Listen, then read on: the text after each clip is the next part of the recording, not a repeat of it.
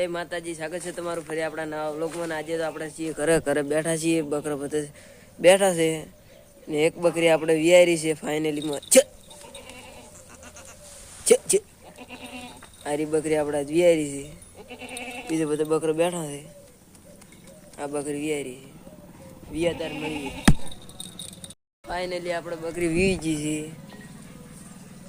આ બે બચ્ચા છે ને આપણે બકરી વીજી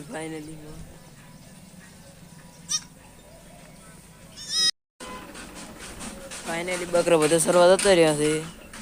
બકરી કરે છે ને બોકડીઓ તો રેડી થઈ જાય।